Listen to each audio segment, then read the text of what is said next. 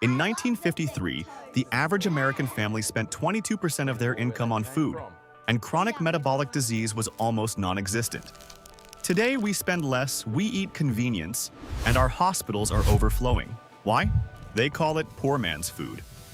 But Vaxalis reveals it was the last era of ancestral density.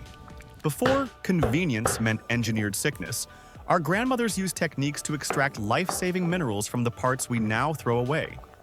This wasn't desperation, it was a biological fortress. One of these meals held more bioavailable vitamins than any $100 supplement stack on the market today. Hit that subscribe button. Let's count down the 10 forgotten dinners that built a nation of steel. 1. Pot liquor and collard greens, the liquid gold. Collard greens and pot liquor. In the 1950s South, you never threw away the water used to cook your greens. You called it pot liquor, and you crumbled cornbread into it. Vaxalis science confirms this was a masterclass in electrolyte extraction. When you simmer greens for 2 hours with a piece of salt pork, the heat breaks down the plant cells, releasing massive amounts of folate, calcium, and iron directly into the liquid. It was a mineral-rich tea that supported bone density and heart rhythm for pennies. Our grandmothers didn't know the chemistry, they just knew it kept them strong. 2. Liver and onions, the biological multivitamin. In 1956, beef liver was 20 cents a pound and butchers had too much of it. It is the most nutrient-dense food on the planet, containing concentrations of vitamin B12, vitamin A, and heme iron that no modern superfood can match. While a whole generation grew up hating it because it was overcooked, those who ate it right were fueling their nervous systems and blood health with a biological multivitamin. We stopped cooking it because we could afford not to.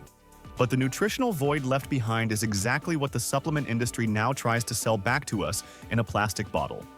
3. Wilted lettuce, the fat-soluble absorption hack. Wilted lettuce with hot bacon dressing. This sounds like fine dining, but it was a survival solution for limp garden greens. The Vaxalis secret here is the bacon grease. Many of the most critical vitamins in greens, vitamins A, E, and K, are fat-soluble. If you eat them with a low-fat dressing, your body can't absorb them. By pouring hot bacon fat over the lettuce, our grandmothers were creating a delivery system that unlocked those nutrients, ensuring they actually reached the bloodstream. It turned garden scraps into an elegant, glossy meal that fueled a generation's vitality. 4. Navy bean soup with ham bone, the collagen elixir.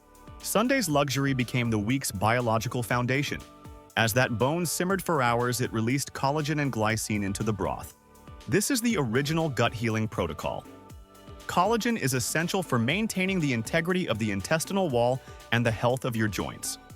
Combined with the resistant starch of the beans, this soup provided a steady source of energy and a massive repair kit for the body, all for the cost of a bag of dried peas. 5. Salmon patties, the cognitive shield. A 25-cent can of pink salmon was the Friday night staple.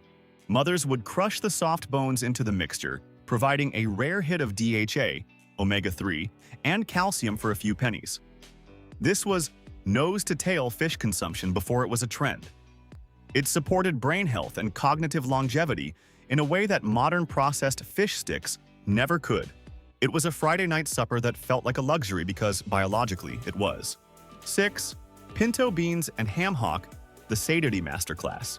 This is the meal that built the American South. The ham hock, mostly bone, skin, and cartilage, released a thick, gelatinous broth that coated the beans. This gelatin is a powerhouse of amino acids that signal deep satiety to the brain, telling you that you are truly full. For families who could not afford steak, this was the metabolic equivalent, providing the protein and minerals needed for 12-hour shifts in the mines and mills. It was survival elevated to an art form, using the cheapest parts of the pig to create the most stable health. 7. Stuffed peppers, the glycemic buffer. 1 pound of ground beef stretched to feed 6 people by using rice and tomatoes as filler. From a Vaxalis perspective, this is a perfect glycemic buffer. The fiber in the bell pepper and the antioxidants in the tomato sauce slowed the digestion of the rice and beef, preventing the massive insulin spikes that lead to fat storage. It looked like effort, but it was actually a highly efficient metabolic protocol that turned simple ingredients into an hour of sustained energy. 8. Fried bologna, the Maillard satiety hack. At 30 cents a pound, this was the great equalizer. But frying the bologna triggered the Maillard reaction, creating the savory umami flavors that trigger the brain's satiety centers. It wasn't just a snack. It was a hot meal that provided bioavailable protein and fat. There was no shame in it because the biology worked. It kept you fed and focused until the next shift. 9. Tomato gravy and biscuits, the Lycopene carrier. Before sausage gravy became the star, there was tomato gravy made with bacon grease. Vaxalis science explains why this worked.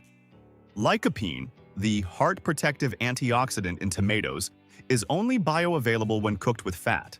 The bacon grease in the iron skillet didn't just add flavor, it acted as the carrier for the lycopene.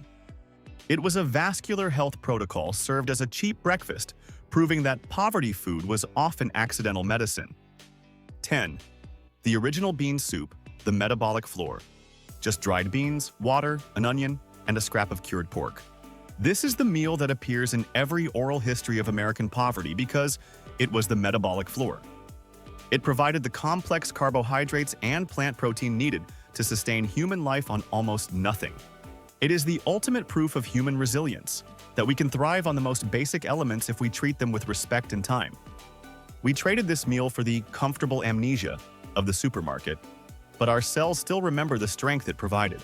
The families of the 1950s didn't have nutrition labels or wellness influencers. They had a cast iron skillet and the knowledge that nothing should be wasted. We traded this ancestral density for the convenience of frozen dinners and canned soups that taste of nothing. My challenge to you: don't let this knowledge disappear. Make the salmon patties, save the bacon grease, drink the pot liquor. Which of these poor man's dinners did your grandmother make for you? Let me know in the comments if you're brave enough to try the liver and onions, dinner too. At Vaxalis, we are reclaiming our health, one pot at a time. Thanks for watching.